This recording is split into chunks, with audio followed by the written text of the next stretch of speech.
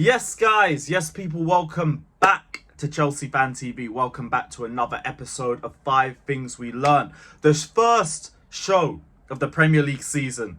And it is already levels better than anything I've seen last season. Big up to Pochettino. Big up to the players. Big up to the fans because the atmosphere was amazing. What a start. I know it was yet another draw against Liverpool. But for the first time, we're actually controlling the game. We're actually growing into the game. We're playing more than 30 minutes at a time. We were actually the better team coming out of the match.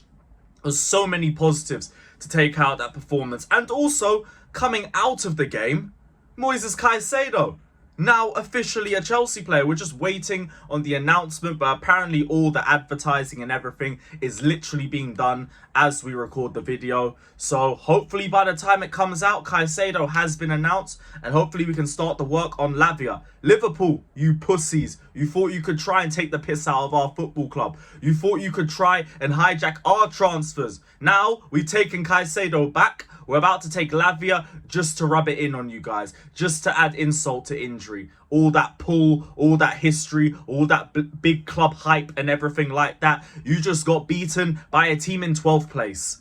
By a team that's not even in Europe.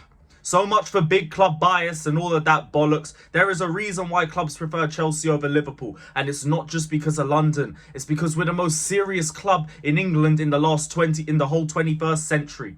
Who's won the most trophies in the 2000s? Not Liverpool, not Man City, not Man United, not any of those bozos up in North London. It's us. It's us. And now that whole history talk is a load of bollocks. People are growing up saying we watched Didier Drogba growing up. We watched Eden Hazard growing up. We watched Frank Lampard lifting hella trophies. Not Steven Gerrard slipping. Not Torres coming very close but then having to join Chelsea to win trophies. Not Suarez who had to leave to win trophies. No one's thinking about your dead club. No one's looking and idolising what your club has done over the last 10-15 years. They're looking at us. So Liverpool, hold that. All your cocky fans, hold that.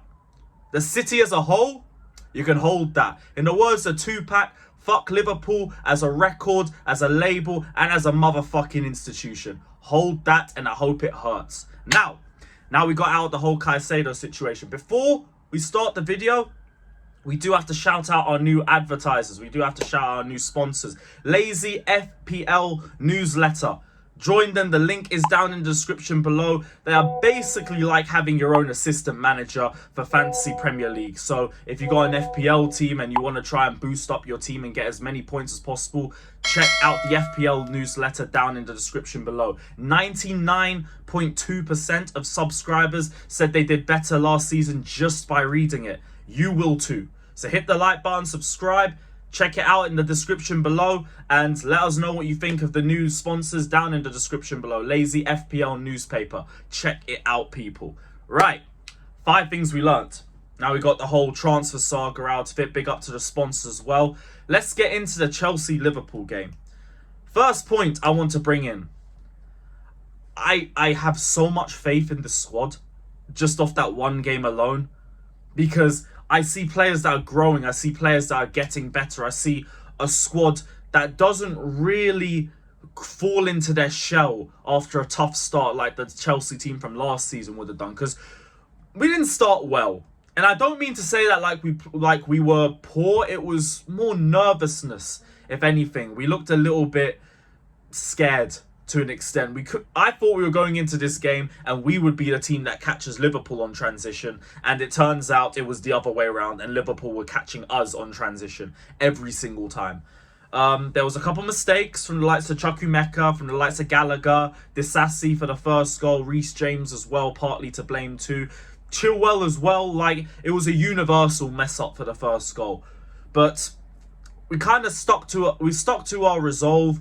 We got the equaliser from Disasi. What a celebration, by the way. That was, what's the word? Passion. That was desire.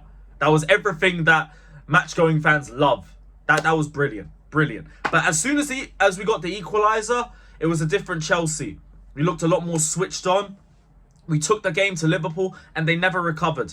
They never recovered. Like, the only reason why we didn't leave with the victory was iffy finishing. That, and to be honest, the midfield isn't at the same level that we want it to be. And hopefully bringing in Caicedo and Lavia would be able to strengthen that. But even in spite of that, the team already looks a lot better than it does last season. And that's game 1 against one of the best teams in the league that has been playing the same system for 6 years. This is our first league game under Poch's system. To play like that says a lot. And with the run of games that we have coming up, which is my second point as well, I think we're in a position where we can have a very good start to the season. We might potentially be around the top of the league in the next 5 to 6 games if we play our cards right. Look at the fixtures that we have coming up. We have Nottingham Forest, we have Luton, we have West Ham, we have Fulham, we have Bournemouth. They should all be winnable games. Fulham might be a little bit tricky. West London derby and all of that. I expect them to be a little bit more switched on. But we should be able to get a result in that game. So with the run of games that we have coming up, and with that sort of performance, which was basically a baptism by fire against that Liverpool team, shit, I'm confident. I won't lie, I'm very confident. I am not talking about a title race, though. Don't talk to me about a title race. I don't care how well we play in the start of the season. I am not even acknowledging no title race until Christmas at a bare minimum. And even then, I'm probably not going to say it. But to me, one game at a time, give me top 4, give me the domestic cups, I will be happy. I will be happy. Third point, we're going to stick to the midfield because Conor Gallagher, yo, I have been very, very critical of this guy. But maybe Tuchel was onto something when he was talking about him playing deep, because that second half was fucking mental. That was insane. I haven't seen Gallagher have a game like that since... I haven't seen Gallagher have a game like that. I won't even front. Like, I haven't seen him play that well. Break-up play king. And to be honest, if he keeps that up, I know it's only one game. I'm not going to jump to too many conclusions. But if you keep playing like that, I'm fine with him staying. I'm going to just say it. I'm fine with him staying. Because he's giving me discernible attributes now. Breaking up play well. His passing improved a little bit. In the first half, he didn't really have the press resistance sorted. But second half, I think the whole midfield grew a little bit. And Gallagher, big part of it. Saved us so many times that second half. Please, please keep it up. What a performance. And while we are on the midfield, I can't do this video without talking about Enzo Fernandez, because that was a makeshift midfield and he took the fucking piss out of everybody. He took the piss out of literally everybody. Close control, passing, everywhere I just saw ping, Reece James on a run, ping, Chilwell, ping, Jackson, is that you over there? Ping, everywhere. Just pinpoint passing, left, right and centre. When we get Caicedo in, West Ham are not ready. They are not fucking ready, man. That pivot is going to be mental. I can't wait, man. Like, I hope you guys can see how gassed I am with Chelsea right now. It's been depressing the last 12 months, but I'm seeing some light at the end of the tunnel. This is fucking glorious, man. Just please keep building it up. We are like 2 or 3 transfers away from having a dangerous, dangerous squad. If we play our cards right, big season. Last point, Thiago Silva. You think I'm going to let that masterclass fall under the radar? Nope.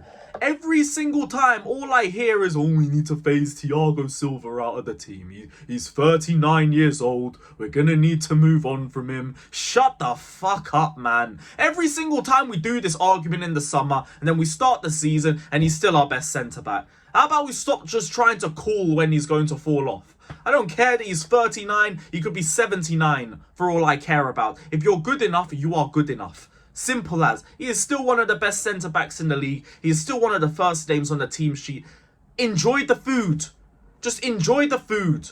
Because he's cooking every single time he's on the pitch. So just leave it. Leave it. But yeah, guys, that's the end of 5 things we learned. Big up to everybody that's locked in.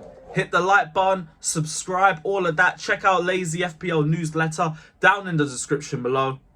And we will be back, hopefully, with Caicedo and Lavia. Take care. Up the Chelsea.